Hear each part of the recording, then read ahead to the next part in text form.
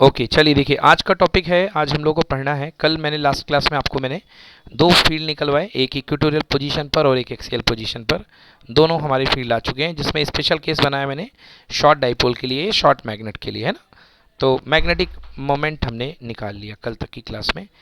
अब हमें क्या पढ़ना है आज हमें पढ़ना है, जैसे वहाँ पर हमने पढ़ा था इलेक्ट्रिक फील्ड में, यदि कोई, याद कीजिए आप, इलेक्ट्रिक फील्ड में, यूनिफॉर्म इलेक्ट्रिक फील्ड में अगर किसी हम इलेक्ट्रिक डाइपोल को रखते थे, याद कीजिए, यहाँ पे क्या होता था, चार्ज माइनस क्यू और इधर क्या होता था, प्लस क्यू। कल कुछ बच्चे कंफ्यूज हो रहे थे इसको लेके कि सर ये माइनस क्यू प्लस क्यू क्यों आ रहा है। बेटा बेटा मैं एनालॉजी बता रहा हूँ, एनालॉजी मतलब रिलेट करना, जो हम पढ़ के आए ना उससे रिलेट करना।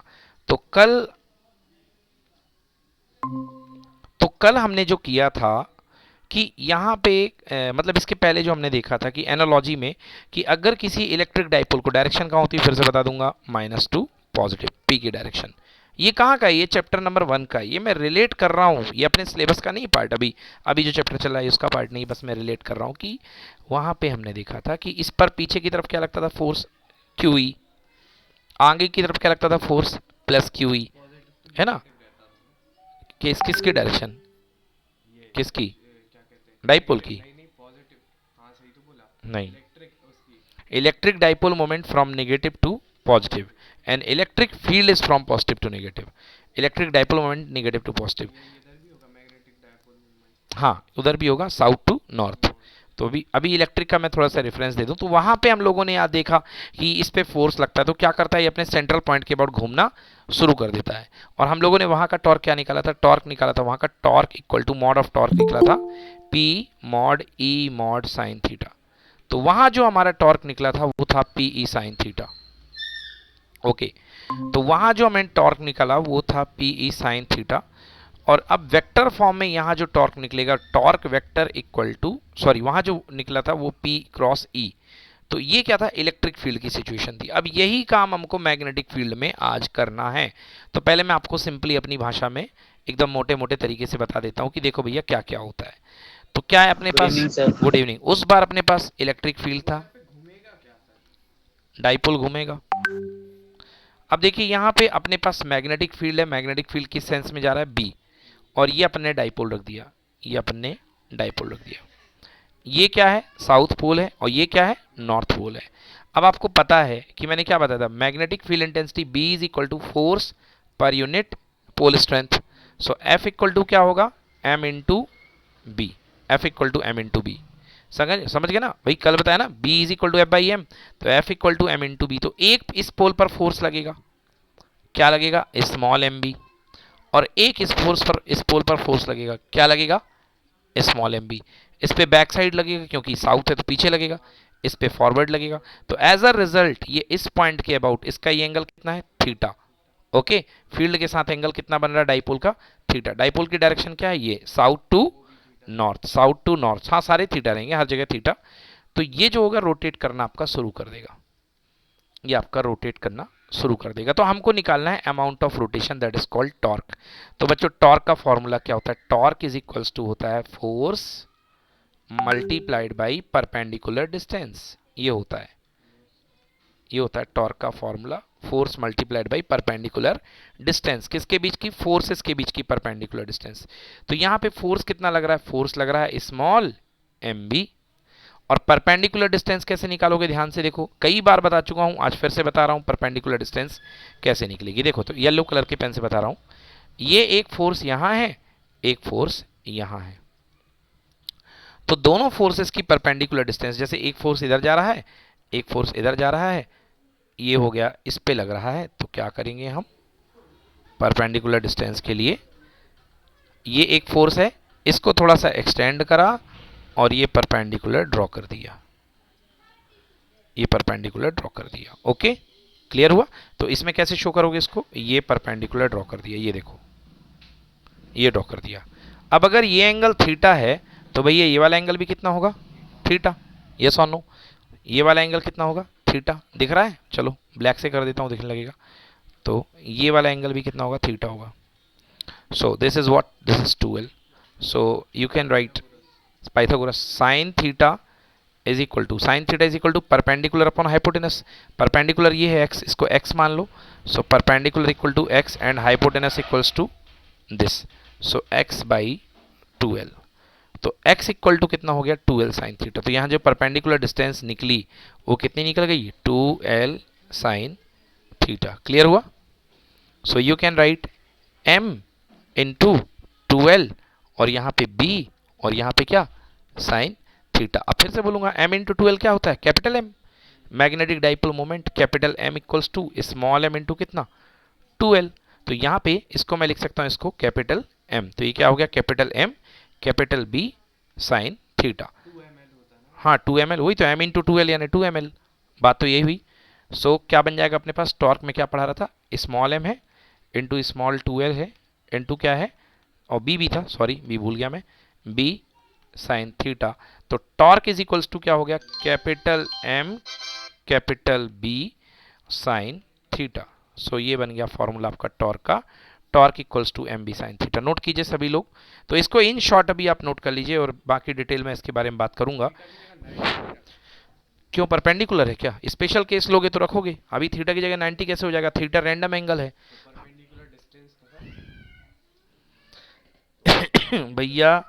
परपेंडिकुलर डिस्टेंस आपका x आपने निकाल लिया, x आपने निकाल लिया। परपेंडिकुलर डिस्टेंस ये है तो थीटा तो यही का यही रहेगा ना। परपेंडिकुलर डिस्टेंस ये है, थीटा तो आपका यही का ही रहेगा। बच्चे लोग नोट करो, जल्दी से डायग्राम बनाओ। या एक काम चलो पहले नोट कर लो, इसको रफली नोट करना, इसको रफली नोट करना है ऐसे ही, जल्दी से नोट कर लो। सिर्फ फॉर्मूला कर ले। हाँ डायग्राम बनाओ समझ करके, थीटा एंगल पे काम कर रहा है।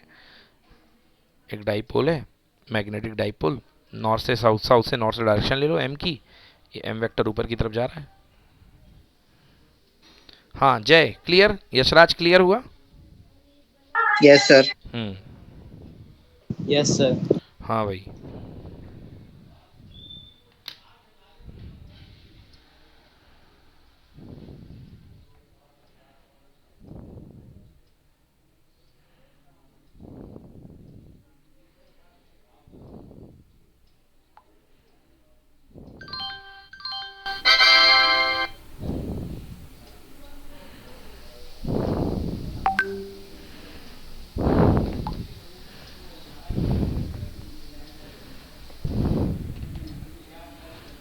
सर ये एम भी फिर से बताना। F B is equal to F by M, magnetic field equal to force per unit pole strength. So F equal to M into B. इसमें बैकवर्ड लगेगा, बैकवर्ड हाँ, साउथ पोल में पीछे लगेगा, नॉर्थ पोल में आगे लगेगा। नॉर्थ पोल में फोर्स फील्ड की डायरेक्शन में लगता है, जैसे पॉजिटिव चार्ज में इलेक्ट्रिक फील्ड की डायरेक्शन में फोर्स लगता है, नेगेटिव चार्ज में उल्टा लगता है।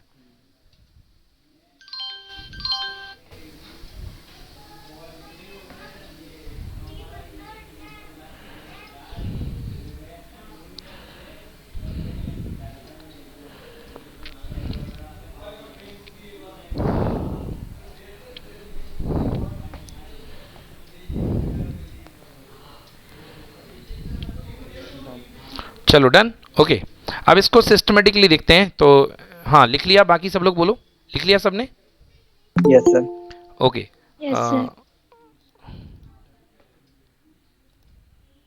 Good evening Harshita. Good evening sir. बेटा क्लास में कल संडे की क्लास क्यों नहीं ली आपने?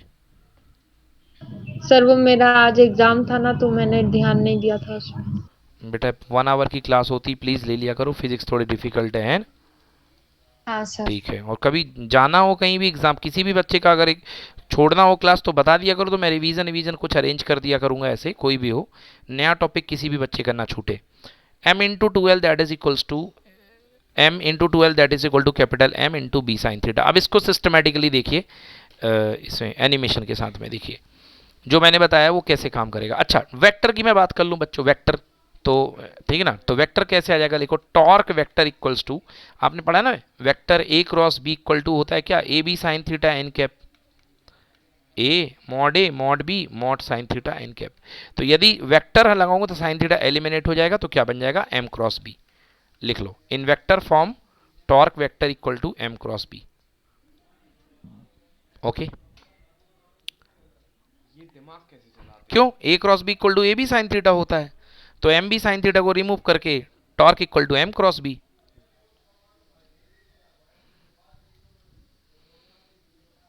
ठीक है ना। अब क्योंकि भाई हर कोई, और ये कैसा वेक्टर होता है बच्चों, लिख लो एक्सियल वेक्टर। हाँ, एक्सियल वेक्टर। टॉर्क कहाँ लगाते हो, है ना, टॉर्क अपन कब लगा, ब्रश करने के लिए नल ओपन करते हैं, तो नल को ओपन करने के लिए घुमाते तो नल कहाँ भगता है, ऊपर।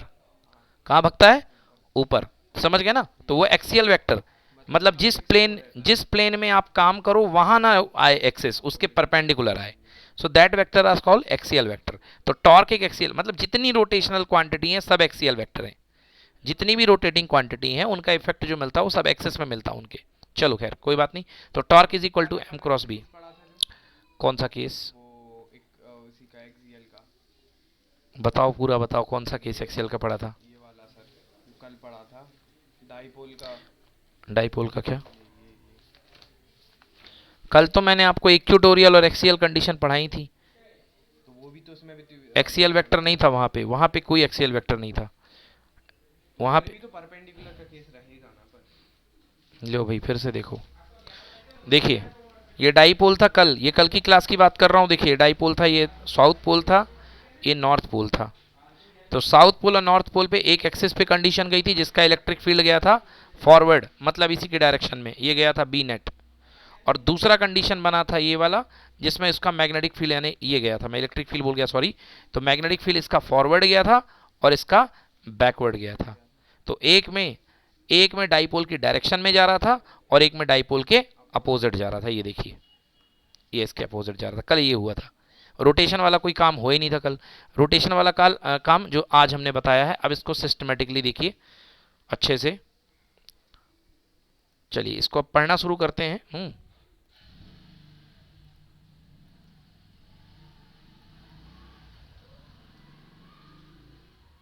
एक सेकंड बच्चों, 5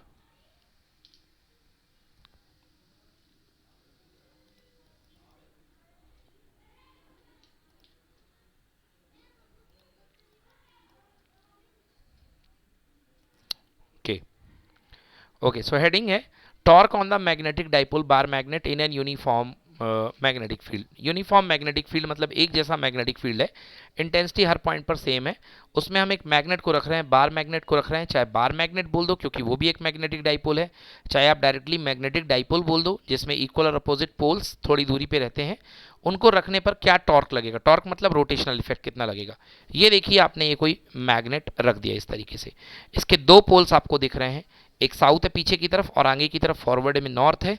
तो आपको पता है, अभी मैंने बताया फोर्स इक्वल टू कितना होता है, एम इंटू बी। तो एक पे फॉरवर्ड फोर्स ऊपर की तरफ लगेगा एम बी, और एक में नीचे की तरफ क्या लगेगा, एम बी पीछे की तरफ। तो आप ये महसूस कीजिए कि आप अपने दोनों हाथों को खींच करके खड़े हो जाएं और आपका एक दोस्त राइट साइड में खींचे और एक दोस्त आपको पीछे की तरफ लेफ्ट में खींचे, तो आप क्या करना, घूमना शुरू कर दोगे, घूमने लगोगे ना।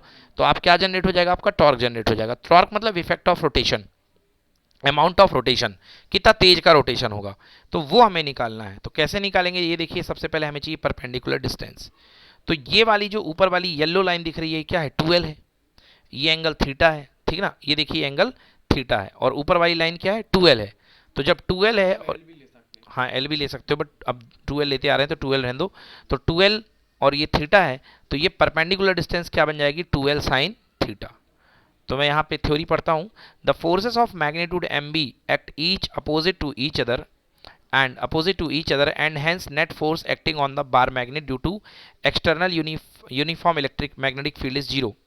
भाई क्यों फोर्स जीरो हो गया, क्योंकि राइट साइड में एम बी, लेफ्ट साइड में एम बी, तो दोनों के नेट फोर्स क्या हो गए, जीरो। तो नेट फोर्स तो जीरो हो गए, बट एक साथ एक चीज़ देखो, यहाँ पे जो दोनों फोर्स हैं वो सेम लाइन ऑफ एक्शन पे काम नहीं कर रहे हैं। और जब दोनों force same line of action पे काम नहीं करते हैं तो वो दोनों फोर्स क्या मिलके क्या जनरेट करते हैं, टॉर्क। तो यहाँ पे टॉर्क जनरेट करेंगे। Okay, field is zero, so there, so हाँ वही तिरछा रहेंगे, बिल्कुल सीधी लाइन पे नहीं लगेंगे, that is called not working on the same action line. So there is no translational motion, मतलब जो अपना मैग्नेट है वो घसीटेगा नहीं, वो घूमना शुरू कर देगा, वो घिसटेगा नहीं, वो घूमना शुरू कर देगा, क्योंकि दोनों फोर्सेस जो हैं वो सेम लाइन पे काम नहीं कर रहे हैं, वो एक ही लाइन पर। अगर आपने बोला कि वो उसको ऐसे रखा है, ऐसे भी रखेंगे तो भी तो घूमेगा ना। देखिए आपका जो टॉर्क है, जो मैग्नेट है, एक मिनट रुको। देखिए अब आपको क्लियर कर रहे हैं फिर से। देखिए बच्चों, जैसे ये कोई आपके पास मैग्नेट है, ये इधर रख दिया आपने मैग्नेट, ये रख दिया, ये है साउथ पोल, ये है नॉर्थ पोल। अब इस पर फोर्स कहां लगेगा? यहां लगेगा एमबी। और इस पर फोर्स कहां लगेगा? यहां लगेगा एमबी। अब जब आप मान लीजिए आप अपना हाथ खींच के खड़े हुए हैं, एक बंदा 2 न्यूटन से यहां से खींच रहा है और एक बंदा 2 न्यूटन से यहां से खींच रहा है, तो लियो भैया बताओ नेट नेट फोर्स कितना हो गया? 0। और यहां पे नेट टॉर्क भी 0 हो जाएगा, क्योंकि अब आप खिंचाव महसूस करोगे बट आप घुमाव महसूस नहीं करोगे, आप रोटेशन महसूस नहीं करोगे, बराबर नहीं, क्योंकि फिजिक्स लग गई यहां पर। दोनों एक ही सेम लाइन ऑफ एक्शन पे फोर्स आ गई। ये देखिए, ये जो फोर्सेस की लाइन ऑफ एक्शन है वो कॉमन हो गई। और ये नहीं बोल सकते फोर्स बराबर था तो नेट। बराबर तो हर जगह है, बराबर तो पहले भी है, बराबर तो हर जगह फोर्स है, but same line of action पे फोर्स काम करेंगे। टॉर्क इक्वल टू 0 हो गया। क्यों हो गया? देखिए टॉर्क का फॉर्मूला भाई मैंने पढ़ाया आपको, torque equal to M B sine theta.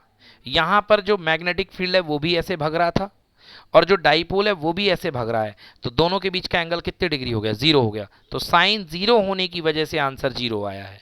Force के बराबर होने से आंसर 0 नहीं आया है। फोर्स तो इस सिचुएशन में भी बराबर है। ये देखिए यहां पे ये लाइन है, फोर्स तो अभी भी बराबर है। ये देखो यहां कितना लग रहा है? M B.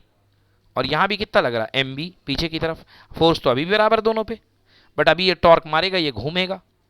क्यों? क्योंकि इस समय थीटा कुछ ना कुछ है, इस समय थीटा कुछ ना कुछ है। तो टॉर्क इज इक्वल टू कितना होगा? M B sine theta. ठीक है ना? चलिए, तो यहां पे फिर से वापस आइए, अब डेरिवेशन पे इसको कंप्लीट कर लें।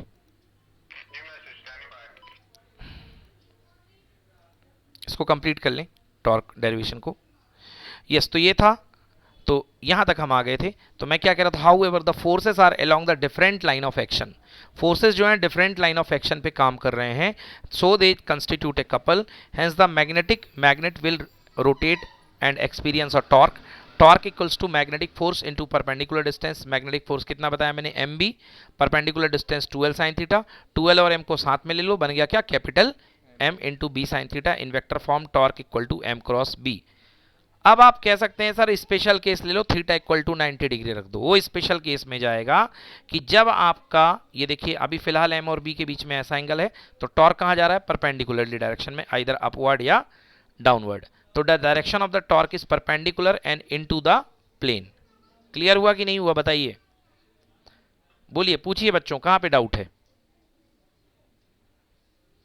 मेरे को डाउनवर्ड नहीं आया। डाउनवर्ड नहीं आया। चलिए देखिए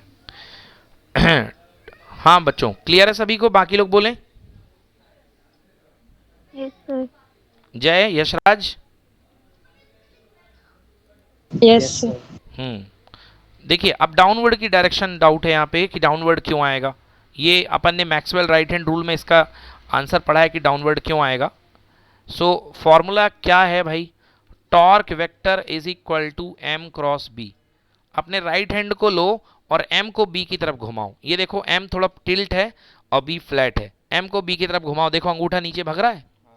हाँ भग रहा है ना। मतलब torque equal to m cross b, मतलब m क्रॉस b मतलब m को b की तरफ घुमाइए। तो आप लोग अपनी अपनी कॉपी में m को b की तरफ घुमाने का प्रयास करें। ये m है, ऐसे हवा में एक वेक्टर ले लो पीछे की तरफ m, और आपके दाहिने तरफ बिल्कुल b ले लो फ्लैट बिल्कुल, और m को b की तरफ घुमाओ, देखो आपका अंगूठा ऑटोमेटिकली नीचे आएगा। तो ऑटोमेटिकली क्रॉस प्रोडक्ट की जो डायरेक्शन होती है वो क्या होती है? अंगूठे की डायरेक्शन।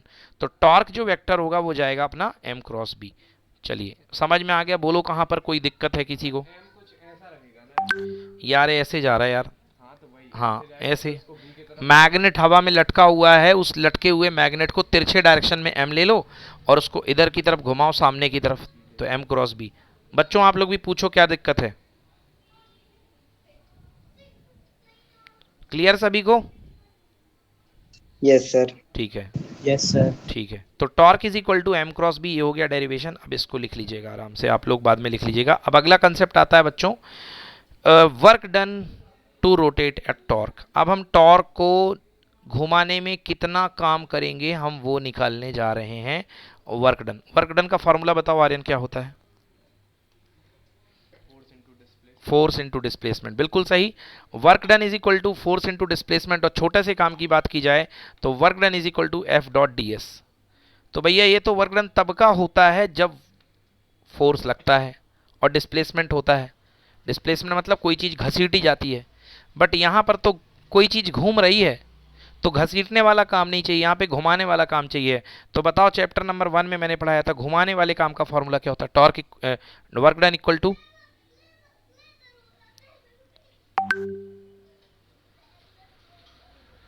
कितना होगा घुमाने वाला काम, वर्क डन इक्वल टू, याद है किसी को? D W is equal to, rotate करने के लिए डाइपोल को रोटेट कराया था अपन ने चैप्टर नंबर 1 में। अरे torque dot D theta, force की जगह टॉर्क आता है, तो work done equal to torque dot D theta. बोलो याद है सबको? So work done Yes, sir. Equal to torque dot D theta. So D W is equal to, torque की वैल्यू अभी कितनी आई? टॉर्क की वैल्यू अभी अभी आई है एम बी साइन थीटा, और साथ में इसके कर दो डी थीटा। ये छोटा सा वर्क डन है, बताओ पूरे वर्क डन के लिए क्या करना पड़ेगा? इंटीग्रेशन। तो work done net equal to integration और D W, that is equals to M B sine theta और डी थीटा। घुमाना कहाँ से शुरू किया? सपोज एंगल थीटा 1 से कहाँ तक घुमाया? सपोज एंगल थीटा 2 तक। देखो कांस्टेंट क्या है? एम बी, एम बी आ गया बाहर, और केवल इंटीग्रेशन के अंदर कौन बैठेगा? Sign theta D theta, theta 1 से लेके थीटा 2। चलो बताओ भाई मैथ्स वाले, साइन थीटा का इंटीग्रेशन क्या होता है? साइन थीटा का डिफरेंशिएशन कॉस थीटा होता है, इंटीग्रेशन क्या होता है बोलो? साइन थीटा का integration minus cos theta. Sine theta का इंटीग्रेशन क्या होता है? माइनस कॉस थीटा, क्योंकि कॉस थीटा का डिफरेंशिएशन माइनस साइन थीटा होता है, तो साइन थीटा का इंटीग्रेशन माइनस कॉस थीटा। तो यहां आ जाएगा W is equal to M B minus cos theta, theta 1 से लेके थीटा 2। तो W is equal to M B, कहाँ डी क्यू कहाँ मिल गया था? डी थीटा मतलब इंटीग्रेशन कर दिया तो हट गया, इंजेक्शन लग गया, समझ गया ना? इंटीग्रेशन करने के बाद उसको हटा देते हैं। तो चलिए माइनस कॉमन ले लीजिए, W is equal to minus common, minus बाहर आ गया, माइनस एम बी, चलो लिमिट पुट करो, कॉस थीटा 2 पहले अपर लिमिट आती है, और बीच में माइनस, और लोअर लिमिट कॉस थीटा 1। अरे नहीं था यार डी थीटा अलग से, जब डी बाई डी एक्स करते हो तो डी एक्स नहीं हट जाता है, तो वैसे ही तो है, इंजेक्शन है वो मरीज। हाँ मरीज ठीक हो गया, अब इंजेक्शन लगाए लगाए थोड़ा ना घूमेगा वो। माइनस एम बी, ये माइनस को कॉमन लेके मल्टीप्लाई कर दो, W is equal to M B, इधर cos theta 1 minus cos theta 2। बोलें क्लियर है? आराम से नोट करो, जल्दी से नोट Yes, करो। sir. हाँ नोट करिए जल्दी से, ये सिंपल लैंग्वेज में है, मेरी लैंग्वेज में, इसके बाद मैं इसको थोड़ा अच्छे से दिखाता हूँ क्या है ये। हाँ लिखिए, ये नहीं लिखना, ये वर्क डन किसका है? ये स्लाइडिंग फोर्स के लिए है, मैकेनिक्स का, बट अपन अभी रोटेट कर रहे हैं, तो रोटेट के लिए वर्क डन कितना होता है? D W is equal to torque dot D theta, torque की value M B sine theta.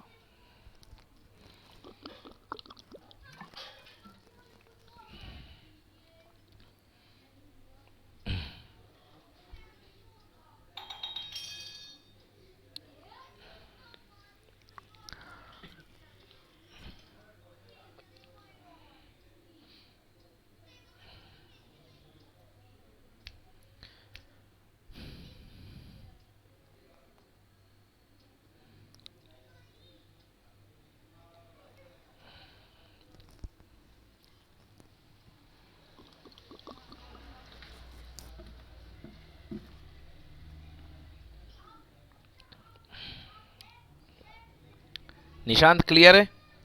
Yashraj clear हुआ बेटा? Yes, sir. तो टॉर्क की value M B sine theta है, कुछ नहीं, उसको इंटीग्रेट कर दो, बस याद रखना साइन थीटा का इंटीग्रेशन माइनस कॉस थीटा होता है। W इज इक्वल टू, ये W था, यहाँ पे आ गया एम बी, साइन थीटा का integration minus cos theta, minus उठा के बाहर ले लिया तो एम बी के साथ माइनस आ गया, cos upper limit theta 2, lower limit theta 1, ये माइनस साइन को अंदर ढोल दिया, तो कॉस थीटा 1 प्लस में आ गया, थीटा 2 माइनस में चला गया।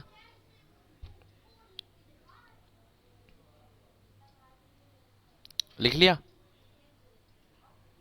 ये मल्टीप्लाई में ही है इसके साथ में ये।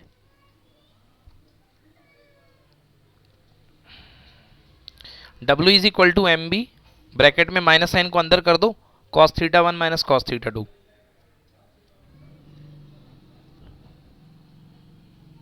हाँ ठीक है ना, माइनस साइन अंदर मल्टीप्लाई कर, ये वाला। हाँ ये वाला अंदर जान दो, तो ये प्लस हो जाएगा, ये माइनस हो जाएगा।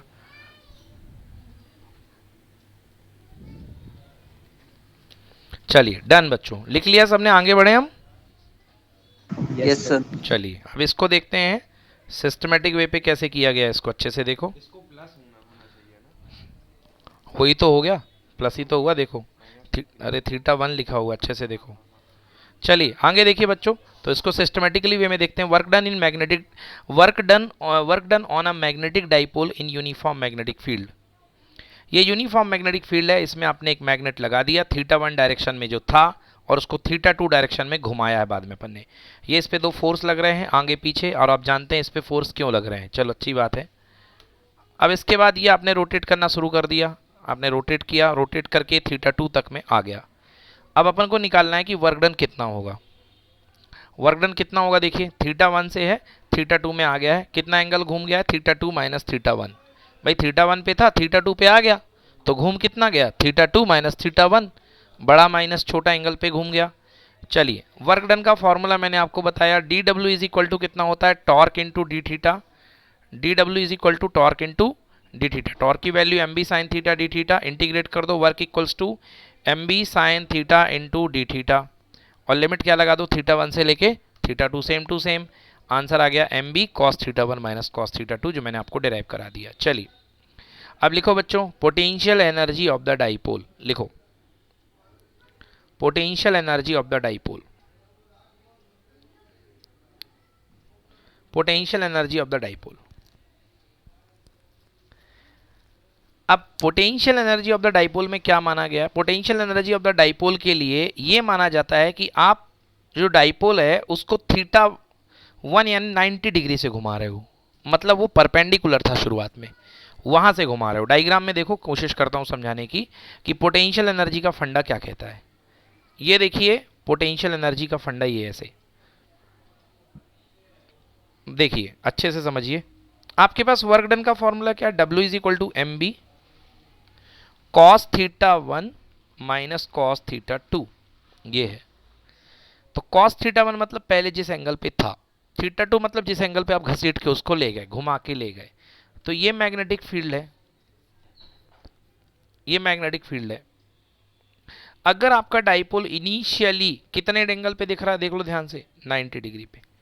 अगर इनिशियली ये 90 डिग्री पे और आप इसको रोटेट करके थीटा एंगल से घुमा करके, और इसको और ज़्यादा आपने घुमाया यहाँ से, और इसको थीटा एंगल रोटेट कर दिया, तो चलिए देखते हैं क्या होगा भाई।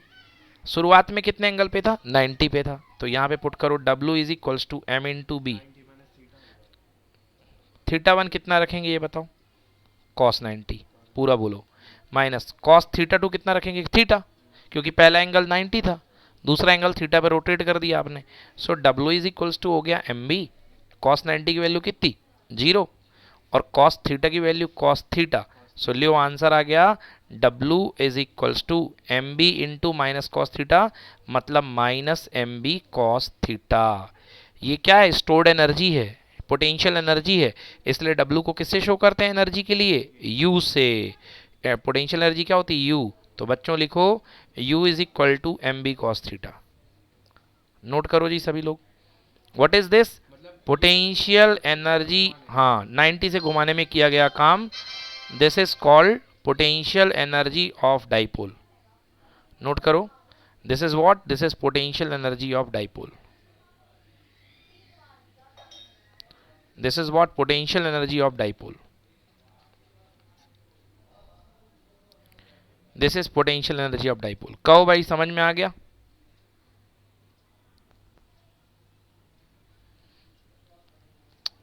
सबको यस Yes, बोलना sir. जरूरी है भाई, बोला करो यस।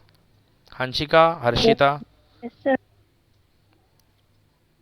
Yes sir. हंसिका तुम्हारी आवाज नहीं आई, नहीं आया क्या समझ में, Yes, sir. हाँ। सो this is called potential energy of the dipole. अब मैं एक लाइन इसमें और लिखूंगा, तो आप बोलोगे सर ये कैसे? W इज इक्वल टू, क्या मैं माइनस एम डॉट बी लिख सकता हूँ कि नहीं लिख सकता?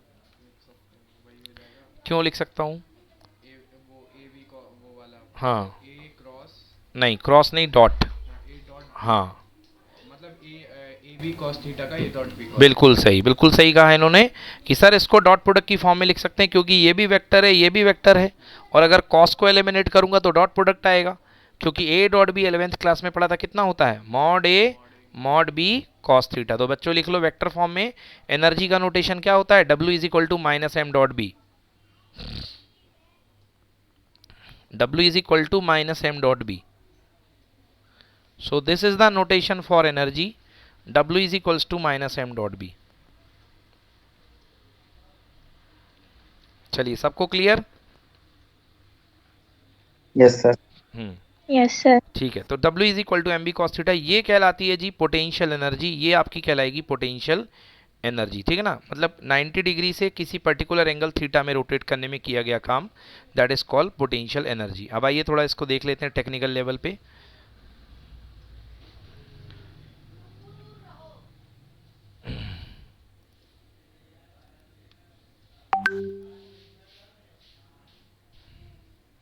यस, तो ये तो पहला सीन था हम लोग का M B sine theta. Now we are talking about potential energy.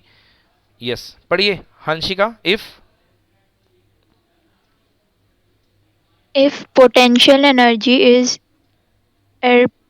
so what is that? आर्बिट्रैरिली Arbitrarily? मतलब स्वेच्छा से, अपनी मर्जी से, अगर आप जीरो माने, क्योंकि आपको पोटेंशियल एनर्जी के लिए रेफरेंस तो डिफाइन करना पड़ेगा। जैसे आप पत्थर को जमीन से उठाते हैं, so in the level of ground you deciding where is the potential is zero, okay, so at somewhere you deciding that potential is zero. So likewise here you have to choose a reference point that we considering somewhere the energy is zero, so we consider that point at theta is equals to 90 degree, okay. So on that particular point we have taken that theta is equal to 90 degree, energy is zero. So on rotating that dipole the energy becomes minus mb cos theta, and we just have derived it. Is it okay? Hello? Yes, sir. So the potential Yes, sir. energy to rotating the dipole to inclination angle theta is equal to given by W is equal to U is equal to minus mb cos theta. जैसे हमने अपनी इच्छा से 90 degree वैसे 0 degree ले सकते हो, बिल्कुल ले सकते हो, बट पूरी दुनिया 90 ले रही है, वो रेफरेंस चला आ रहा है। जैसे कि हम लोग जो एनर्जी लेते हैं, जैसे किसी ब्लॉक को उठाते हैं, तो किसी ब्लॉक को उठाते हैं तो सरफेस पर एनर्जी हम उसकी कितनी मानते हैं? जीरो, वहीं से काउंट करते हैं, है ना? अब आप यदि कहें कि नहीं सर मेरा रेफरेंस जमीन के 2 किलोमीटर नीचे है, कोई दिक्कत नहीं, आप ले सकते हैं रेफरेंस, देन फिर पूरा आपका जो फिजिक्स है ना वो 2 किलोमीटर नीचे से शुरू होगी। सो कोई दिक्कत नहीं है उसमें, रेफरेंस आप अपनी चॉइस से मान सकते हैं, क्योंकि जितने भी रेफरेंसेस है फिजिक्स में अपनी चॉइस से ही माने जा रहे हैं। हाँ एग्जैक्टली, तो 90 से मान लिया है, ओके। सो लिखा गया है, देखिए note, potential energy can be taken arbitrarily at any position of the dipole, so it's depending on your choice, but हम लोग हमेशा से क्या लेके आ रहे हैं? 90 डिग्री पे। Okay guys, so this is the finish of first part, ये हमारा पहला पार्ट फिनिश हो गया है, ओके। मैग्नेट वाला पार्ट टोटली फिनिश हो चुका है, मैग्नेट एंड मैग्नेटिक मटेरियल्स वाला part. Now we moving toward the second part of the this chapter, that is called geomagnetism, it is also called terrestrial magnetism. देखिए अब बड़ा इंटरेस्टिंग टॉपिक है ये, इसमें आपको ग्लोब दिख रहा है सामने, ओके। तो होता क्या है, पहले मैं इसको अपनी लैंग्वेज में दिखा देता हूँ, फिर उसके बाद ग्लोब पर भी चलेंगे हम लोग। टेरेस्ट्रियल मैग्नेटिज्म, टेरेस्ट्रियल का मतलब क्या होता है जानते हो? पृथ्वी, है ना, पृथ्वी का भौगोलिक, दैट इज कॉल्ड टेरेस्ट्रियल। सो बच्चों हमारी जो अर्थ है ना, वो पहली चीज़ तो चपटी है, फ्लैट नहीं है, गोल नहीं है फुटबॉल के जैसे, समझ गए ना, चपटी हुई है, ऐसी है, ओवल शेप टाइप की है, मतलब थोड़ी की सी ऐसे टाइप की है। अब आप कहोगे सर ऐसी क्यों है? अब आप कहोगे ऐसी क्यों है?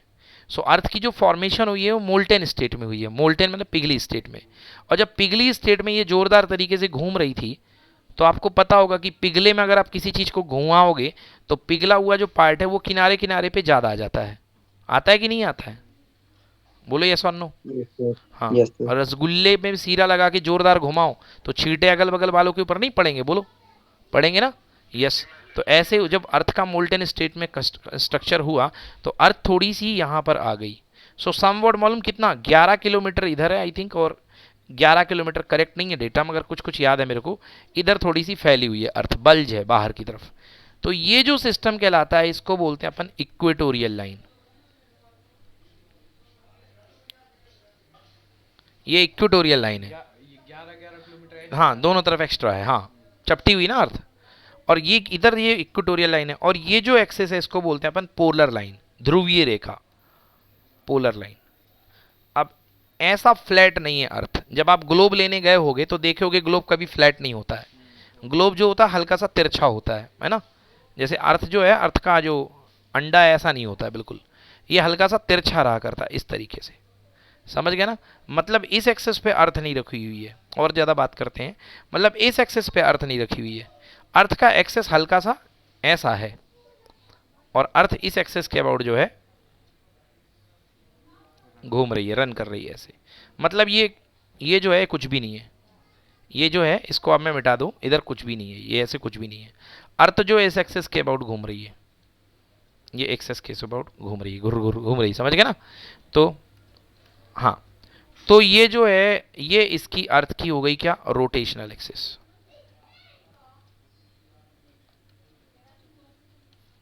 ये अर्थ की रोटेशनल एक्सिस है। अब समझो ध्यान से और अच्छी बातें यहाँ। तो अगर आप जो है ये अर्थ है, रोटेट है, वो तो चलो वो सारी बातें हो गई हैं। अब देखिए इसमें इस डायग्राम पे आइए। इस डायग्राम को आप लोग के फाइल पे बना हुआ है शीट पे, उसको देख लीजिएगा अच्छे से। ये देखो ध्यान से, यहाँ पर एग्जैक्ट ऊपर यहाँ पे है, यहाँ पर है नॉर्थ पोल।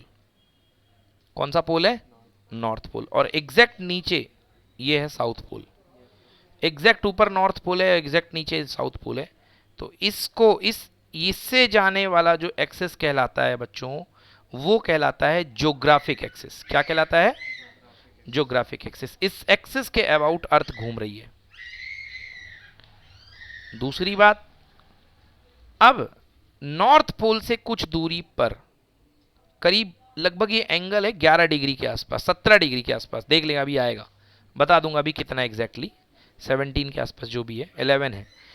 इतने डिग्री एंगल के पास एक और एक्सिस डिसाइड हुआ है। उस एक्सिस में देखा गया कि जहां नॉर्थ पोल है वो एक बहुत बड़ा सा मैग्नेट अंदर ही अंदर कंस्ट्रक्ट हो रहा है। तो जहां नॉर्थ पोल है मतलब उत्तर दिशा, नॉर्थ पोल मतलब उत्तर दिशा, वहां पर मैग्नेट का साउथ गड़ा हुआ है, मतलब मैग्नेटिक साउथ है। पर ये तो हमने कोई और सी एक्सेस ली थी। वो एक्सिस, अच्छा वो ये थी जो वो ये ज्योग्राफिक है। अब ये मैग्नेटिक एक्सिस बना रहा हूं। तो नॉर्थ पोल की डायरेक्शन में क्या गड़ा हुआ है? South magnetic. और साउथ पोल के थोड़ी दूर क्या गड़ा हुआ है? North magnetic. समझ में आया? समझ में आया कि नहीं आया? क्यों नहीं आया भाई? अरे यार ये अर्थ है, ये अर्थ की रोटेशनल एक्सिस है। दिशा के हिसाब से ये उत्तर दिशा है, मतलब ये नॉर्थ ज्योग्राफिक है। दिशा के हिसाब से ये दक्षिण दिशा है, मतलब ये साउथ ज्योग्राफिक है। मगर अर्थ के जो मैग्नेट सेट हैं वो इधर सेट है। कौन सा मैग्नेटिक पोल? South pole. और इधर, अब ये मुझे नहीं पता क्यों है, और ये क्यों है, अर्थ की कंस्ट्रक्शन की वजह से है। ये विलियम गिलबर्ट ने खोज निकाला है ना। और देखो भैया, कोई पोल साउथ होगा, कोई पोल नॉर्थ होगा। दिशाएं जिसने पहली बार दे दी, जिसने इसको नॉर्थ का नाम दे दिया, तो नॉर्थ हो गया। समझ गए ना? जिस दिन आप सारी नॉर्थ को साउथ मान बैठोगे, समझ गए ना, क्या हो जाएगा? फिर आपको सारे डायरेक्शंस मानने पड़ेंगे कि इंडिया जो है साउथ में है, नॉर्थ में है, चेंज करने पड़ेंगे। वो तो नाम दे दिया कि सन जहाँ से निकला वो ईस्ट है, तुमको नहीं, मैं जहाँ से सन निकलेगा मैं वेस्ट ही मानूंगा उसको। तो मानो पूरा उल्टा हो जाएगा सारा सिस्टम। तो कुल मिला के कहने का मतलब है, बट सच्चाई यही है कि जहाँ नॉर्थ ज्योग्राफिक है उससे थोड़ी दूर पर मैग्नेट का साउथ मैग्नेटिक है, और यहाँ क्या है? North magnetic. समझ गए ना? देखो इसका काम क्या है? इसका काम केवल अर्थ के अबाउट घूमना है इस एक्सेस से, बट मैग्नेटिक एक्सेस ये है। बोलो समझ में आया कि नहीं आया? सभी बच्चे बोलो समझ में आया कि नहीं आया बच्चों? Yes sir. अब देखो, Yes, sir. अब देखो होता क्या है, अब और अच्छा समझ में आएगा। अभी ये अर्थ है, तुम अर्थ के अंदर कहीं पर हो, ये तुम्हारा नॉर्थ दिशा है, इसलिए मैं बोल रहा हूं उत्तर दिशा, क्योंकि ये ज्योग्राफिक एक्सिस है। हाँ देख लो। और ये साउथ पोल है, साउथ कौन सा? साउथ पोल मतलब ज्योग्राफिक, ज्योग्राफिक मतलब जो नक्शे में मानते हो, बस हो गया। तो ये साउथ पोल है, मतलब ये दक्षिण दिशा है, दक्षिणी ध्रुव। एक अंटार्कटिका है, एक आर्कटिका है, दोनों ठंडे हैं, समझ गए ना। ये हो गया उत्तर दिशा, ये दक्षिण दिशा। अब ये देखो मैग्नेट, जहां नॉर्थ है उत्तर दिशा की तरफ, मैग्नेट का कौन सा पोल गड़ा हुआ है? साउथ। और जहां साउथ है वहां कौन सा पोल गड़ा हुआ है? नॉर्थ। अब एक चीज फील करो कि अगर तुम्हारा मैग्नेट ना होता, गड़ा ना होता, और तुम्हारे केवल ज्योग्राफिक एक्सेस होते, नॉर्थ ज्योग्राफिक और साउथ ज्योग्राफिक, और तुम यहां पर कहीं समुद्र में फंसे होते, इतना सा भी मैं एरिया बनाऊंगा, कई करोड़ों किलोमीटर का होगा समुद्र का मैप में। मान लो यहीं पर तुम कहीं पर इस जगह पे समुद्र में हो, फिर से नए डायग्राम पे आ जाओ। ये अर्थ है, ऊपर नॉर्थ ज्योग्राफिक, नीचे साउथ ज्योग्राफिक, और देखो तुम यहां पे हो, मान लो ये बहुत बड़ा सी है, समुद्र है, तुम अपनी नाव लेकर के फंसे हुए हो, और तुम अपना मैग्नेट कंपास लटकाए हुए हो, कंपास लटकाए हुए हो। क्या ये मैग्नेटिक कंपास को इस ज्योग्राफिक यानी कि उत्तर दिशा और दक्षिण दिशा से कोई लालच है जो इसको अपनी तरफ बुला सके? हाँ, मैग्नेट से होगा भाई। ये मैग्नेट है ना, और मैग्नेट तो मैग्नेट किस उल्टे पोल से प्यार करेगा। तो ध्यान से देखो, अगर मान लो ये तुमने मैग्नेट लगाया और ये नॉर्थ है, सुनो सुनो बात पूरी होने दो, ये नॉर्थ है, तो ये नॉर्थ जो है ये किससे प्यार करेगा? साउथ से। तो साउथ वाला कहां बैठा है? यहां बैठा है, बोलो हाँ। तो नॉर्थ वाला साउथ से प्यार करेगा, तो ये साउथ की तरफ भागेगा, ये नॉर्थ वाला एंड तो जाएगा तो साउथ की तरफ। मगर ये क्या दिखा रहा है कि ज्योग्राफिकली आप किसकी तरफ जा रहे हो? नॉर्थ की तरफ। तो मतलब तो हमको ज्योग्राफिकली ट्रेवल करने से है ना, क्योंकि अर्थ इंडिया की पोजीशन कहां पर है वो तो ज्योग्राफिकली देते हैं ना हम लोग, मैग्नेटिक उससे थोड़ा देते हैं। मतलब ये किसको देख रहा है? साउथ को देख रहा है। मगर साउथ के लालच में हमारा काम क्या बन रहा है? नॉर्थ का बन रहा है, क्योंकि जिस तरफ ये एरो करेगा अपना वहीं तो हमको चलना है। समझ में आई है बच्चों कहानी कि नहीं आई? Yes sir. हाँ, तो ये कहानी है। ये इस तरफ जिस तरफ चाहेगा वो साउथ को बटपोल करेगा नॉर्थ को। अब आपको कहा गया कि साउथ में जाना है, 30 डिग्री साउथ में, तो आप देखोगे इसको कंपास को कि ये साउथ किस तरफ है। तो ये जो साउथ वाला एंड है, मान लो अब आप यहाँ आ गए और ये आपकी कंपास हो गई, तो ये जो साउथ वाला एंड है ये यहाँ सीक करेगा, इसको देखेगा, हाँ या ना। तो ये साउथ का एंड है, मगर ये किसको प्यार करेगा? नॉर्थ मैग्नेटिक को। और नॉर्थ मैग्नेटिक तो यहीं बैठा हुआ है ना, यस और नो। तो नॉर्थ मैग्नेटिक की तरफ देखेगा, तो बट नॉर्थ तो मैग्नेटिक की उसको चाहेगा, बट आपको किसकी डायरेक्शन दे देगा? ये साउथ की। समझ गए ना? क्लियर हो गया? आ गया समझ में जी? तो ये इस तरीके से ये आपका मैग्नेटिक निडल काम करती है। अब दूसरी बात एक और करेंगे, इसके बाद में एक और बात करेंगे अभी। सर अगर हम गुम गए कभी, हाँ, या कुछ नहीं पता, और मैग्नेट कंपास है आपके पास? नहीं है, हाँ है, तो आ जाओगे घर, कोई दिक्कत नहीं है भाई। आपको नंबर 1, हाँ ठीक है, कोई दिक्कत नहीं है, ना साउथ कहाँ है घर, ये ठीक है, ठीक है भाई। अच्छा कुछ गुम गए तो आपकी वो एक मूवी बन गई लाइफ ऑफ पाई वो हो जाएगा भाई साहब। बट आप कहीं ना कहीं कोने पे पहुंचेंगे, किसी ना किसी, ये डिफ्लेक्ट कर रहा साउथ, हाँ, उधर पहुंच जाएंगे, तो ये पहुंच जाएंगे। मतलब ये है कि जैसे आप ये सी में है, आपके पास कंपास है, तो आप ये है कि आप एक ही डायरेक्शन में चलोगे। ये नहीं करोगे कि पता चले आधा चले गए नॉर्थ, और फिर वो तो वहाँ लिखा तो है नहीं कि क्या जाना है, तो आप शिप चलाए जा रहे हो और नॉर्थ हुए फिर साउथ हुए, जिंदगी खत्म हो गई वही आगे पीछे होते। भाई एक ही डायरेक्शन में कंटिन्यू कर देना, और नॉर्थ साउथ में मत करना, क्योंकि पहुंचोगे तो पोल में, और दुनिया कहाँ बसती है? इक्वेटर पे, आसपास पे। तो एक काम करना, उससे 90 डिग्री लेकर के चलना हमेशा, तो कहीं ना कहीं तो पहुंच जाओगे। समझ गए ना? इधर पहुंच गए कोने में सहारा रेगिस्तान, समझ जाना अफ्रीका है। इधर पहुंच गए मतलब हरियाली है, जहाँ समझ जाना अच्छे ब्राज़ील, इंडिया वगैरह सब भरे हुए हैं। बीच में फंसोगे तो कहीं और दूसरे कंट्रीज मिलते जाएंगे। खैर ये तो खैर मैप वाली बात हो गई, वो तो दूसरे इंटरेस्ट की तरफ चली जाएगी। अपन फिजिक्स में आते हैं वापस। चलिए, मैं क्या कह रहा था, मैग्नेट पे आ जाओ भाई। ये है अपनी अर्थ, ये है अर्थ की ज्योग्राफिक एक्सिस, ऊपर नॉर्थ ज्योग्राफिक, नीचे साउथ ज्योग्राफिक। नॉर्थ ज्योग्राफिक के पास में कुछ एंगल बनाते हुए जो मैग्नेट का पोल गड़ा हुआ है, वो उसका क्या है? South magnetic. और ये क्या है? North magnetic. अब देखो भैया फील्ड कैसे डेवलप होता है, बहुत बढ़िया फील्ड कैसे डेवलप होता है, इस चीज को देखो। नॉर्मली क्या होती है, लाइंस ऑफ फोर्सेस नॉर्थ से चलती हैं और साउथ की तरफ एंटर मारती हैं। देखो मैं कलर चेंज कर देता हूं, इस कलर से दिखाता हूं आपको। तो देखो ये नॉर्थ मैग्नेटिक है, ये साउथ मैग्नेटिक है, देखना ध्यान से। अब ये 3D में इसको कंपेयर करो। 3D में मान लो आपके हाथ में ग्लोब है, तो देखना कैसे लाइन चलेगी। ये गई, ये घुसी, इधर चली, इधर घुसी, इधर चली, इधर चली, और वो कट कर रही बट कट नहीं करेगी रियली में। ये इधर से देखो यहां गई,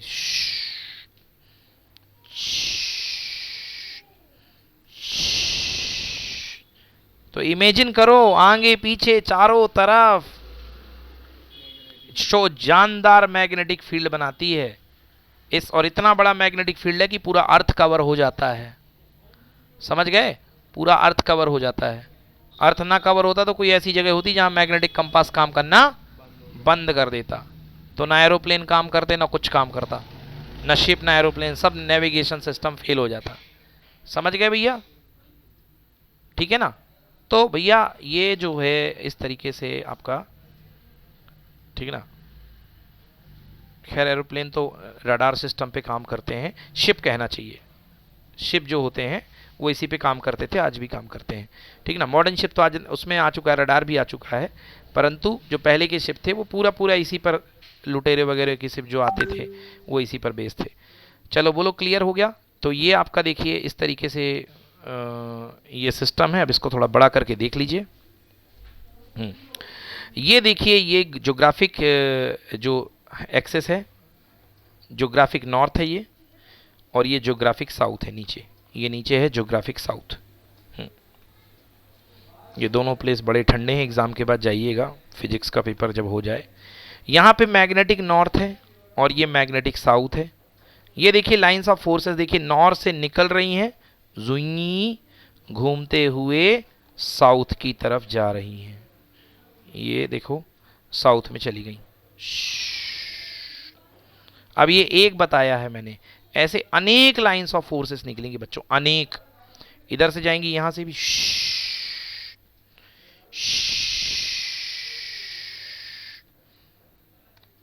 ठीक है ना। बहुत सारी lines of forces 360 degree angle पे पूरा घेरे हुए इस तरीके से जाएंगी। बोलो क्लियर हो गया अच्छे से। तो भैया ये है आपका जियोमैग्नेटिज्म। अब इसके बारे में अब आपको जो है इसके बारे में डिटेल से पढ़ना है। हम अर्थ के किस कंपोनेंट में सर्व करते हैं, एक चीज और रटो यहां पे जान लो, हम अर्थ के किस कंपोनेंट में सर्व करते हैं। अगर आप किसी भी पॉइंट को उठा लो यहां पे, अगर आप यहां पर किसी भी पॉइंट को उठा लो तो उसकी इंटेंसिटी जो कैसे निकलेगी, टेंजेंशियल। कैसे निकलेगी, टेंजेंशियल। बोलिए यस और नो। अब उस टेंजेंशियल इंटेंसिटी के हमको कंपोनेंट करने पड़ेंगे। एक कंपोनेंट ये तोड़ दिया और एक कंपोनेंट ये तोड़ दिया। समझ में आया कि नहीं आया। एक कंपोनेंट ये तोड़ दिया, एक कंपोनेंट ये तोड़ दिया, तो एक कंपोनेंट बनेगा बी कॉस थीटा और एक कंपोनेंट बनेगा बी साइन थीटा। तो अभी धीरे से वो आएंगी, मतलब हम लोग जिस कंपोनेंट में रहते हैं वो हॉरिजॉन्टल कंपोनेंट होता है। चलिए आइए बात करते हैं, धीरे से चलते हैं। ये तो आप जानते होंगे भाई, मैग्नेटिक कंपास देख लीजिए इस तरीके से होता है। ये जो मैग्नेटिक कंपास प्योर मैग्नेट होता है, पतला सा, जिसका एक पोल होता है नॉर्थ और एक पोल होता है साउथ। अब ये इसका लालच तो जुड़ा रहता है ज्योग्राफिक साउथ के साथ, मगर जहां ज्योग्राफिक इसका जो लालच जुड़ा रहता है नॉर्थ का, वो जुड़ा रहता है मैग्नेटिक साउथ के साथ। भाई मैग्नेट है तो मैग्नेट को प्यार करेगा, और जहां मैग्नेटिक साउथ होगा वहां पर क्या होगा, ज्योग्राफिक नॉर्थ। और रास्ता बताने के लिए तो हमें ज्योग्राफिक की जरूरत है ना। चलो भाई अच्छी बात है। तो ये हो गया आपका पूरा टॉपिक। कल पढ़ेंगे टेरेस्ट्रियल मैग्नेटिज्म के कंपोनेंट, थोड़े से देख लेते हैं दो चार चीजें। टेरेस्ट्रियल मैग्नेटिज्म के कंपोनेंट क्या क्या होते हैं। पहला topic geographic axis. Geographic axis क्या भाई बता चुका हूं, सीधे सीधे नॉर्थ और साउथ को मेंटेन करने वाली एक्सिस को क्या बोलते हैं, ज्योग्राफिक एक्सिस। हंसिका पढ़िए geographic axis. Geographic axis is a straight line passing through the geographical poles of the Earth. It is the axis of rotation of the Earth. It is also known as polar axis. बिल्कुल सही। अर्थ अपनी जिस axis के about में rotate करती है उस axis को बोलते हैं अपन ज्योग्राफिक एक्सिस, अपनी धुरी के अबाउट, अपने अपने एक्सिस पे खुद की चक्कर काटती है ना, तभी तो दिन रात होते हैं, है ना, तो उसको बोलते हैं 24 घंटे में एक चक्कर काट लेती है, तो उसको बोलते हैं अपन ज्योग्राफिक एक्सिस। चलिए दूसरा है ज्योग्राफिक मेरिडियन। अब समझो ज्योग्राफिक मेरिडियन क्या होता है, सुनना ध्यान से, बहुत स्पेशल बात है ज्योग्राफिक मेरिडियन। ये जैसे आपके पास में मान के चलो ये अर्थ है, ये अर्थ है, ये अर्थ की ज्योग्राफिक एक्सिस है। आप इस एक्सिस में एक बड़ा सा प्लेन, इसके ऊपर प्लेन शीट ऐसा कुछ रखो, अर्थ को बीच से फाड़ दो, प्लेन शीट रख के ब्लेड से बीच से काट दो, समझ गए, ब्लेड से बीच से काट दिया। जैसे टमाटर रखते हो ना घर पे, या कद्दू, टमाटर को बीच में से क्या करते हो, काट दे। टमाटर की एक्सिस तो यही जाती है, बोलो हाँ। अब उसको आपने क्या करा, टमाटर को चाकू से काट दिया। तो ये जो प्लेन होता है, काटने वाला प्लेन, कटिंग प्लेन, इस प्लेन को बोलते हैं क्या, ज्योग्राफिक मेरिडियन। क्या बोलते हैं, मेरिडियन। बोलो समझ में आया? मतलब एक ऐसा प्लेन जो कि एक्सेस को कंटेन करे, उस प्लेन को हम क्या बोलेंगे, ज्योग्राफिक मेरिडियन। पढ़िए Hansika geographic meridian.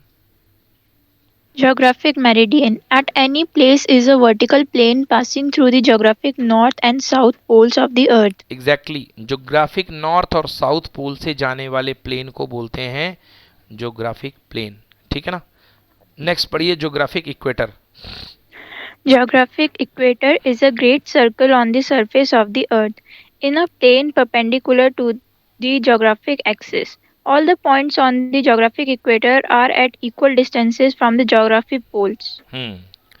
Geographic equator, meridian बता दिया है ना। Geographic equator is a great circle on the surface of earth in a plane perpendicular to the geographic axis.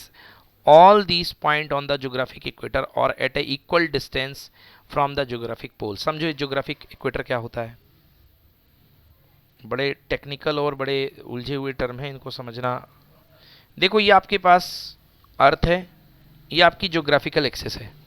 आप ऐसा कुछ सपोज करो कि आप इस एक्सेस पे चूड़ी फंसा रहे हो, चूड़ी, तो आधी चूड़ी यहां आगे की तरफ और आधी चूड़ी कहां जाएगी, पीछे की तरफ।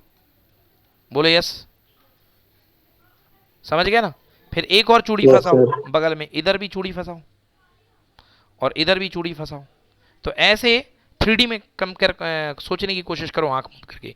मतलब एक प्लेन गया है, उसमें कितनी सारी चूड़ी बना सकते हो आप 360 में, बहुत सारी जाएंगी, इधर भी, आगे भी, पीछे भी, पीछे की। और हर पॉइंट की डिस्टेंस जो होगी वो सेम हो जाएगी, क्योंकि ये सर्कल है चारों तरफ और ये क्या बनेगा, एक्सेस। तो हर पॉइंट की डिस्टेंस क्या हो जाएगी, सेम हो जाएगी। तो ये जो कहलाएगा, इसको बोलते हैं अपन क्या, जिसका मैंने नाम लिया अभी, इसको क्या बोला अपन ने, geographic equator. So what is geographic equator, it is great circle. अब सर्कल बनाना था मैंने, इसलिए आधी चूड़ी आगे लगाई और आधी चूड़ी पीछे। Is a great circle on the surface of the earth in a plane perpendicular to the geographic axis. All the point on the geographic equator are at equal distance from the geographic poles, ठीक है ना।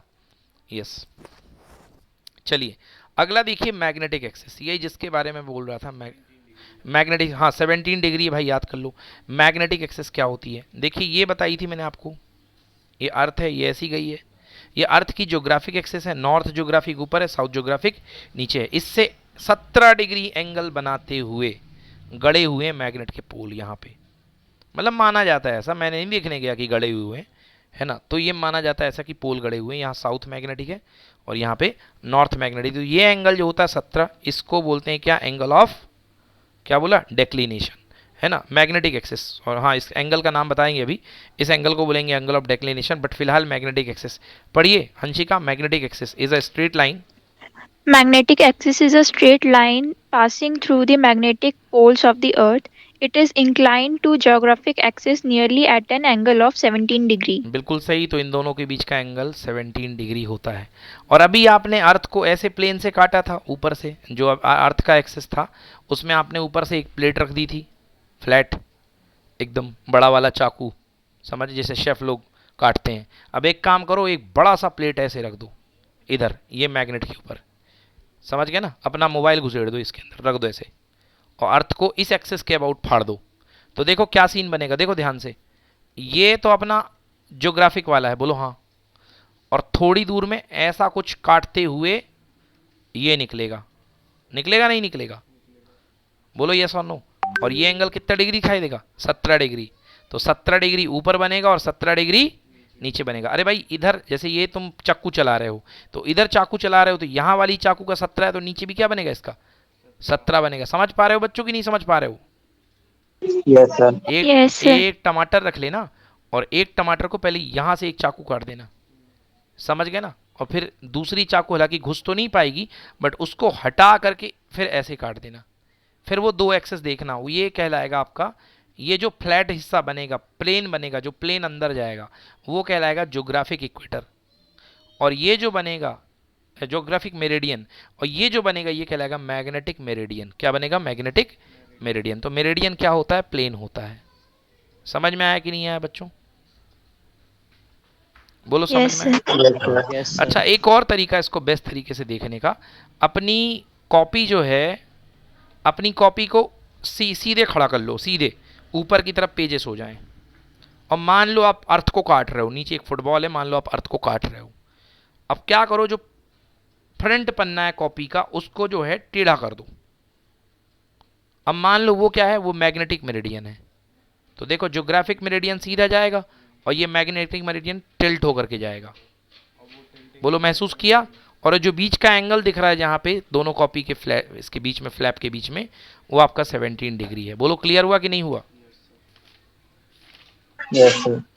चलिए, तो भैया ये हो गया आपका ज्योग्राफिक मेरिडियन, ये हो गया मैग्नेटिक मेरिडियन। पढ़िए Hansika, magnetic meridian at any place. Magnetic meridian at any place is a vertical plane passing through the magnetic north and south poles of the earth. Magnetic equator वही वही वाला system है, एक great circle वाला, but ये magnetic axis पे रहेगा। पढ़ो बेटा, magnetic equator, magnetic equator.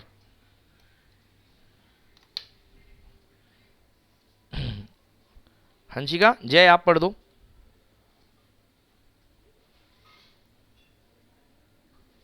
Yes, sir. आप पढ़ दीजिए, magnetic equator is a great circle.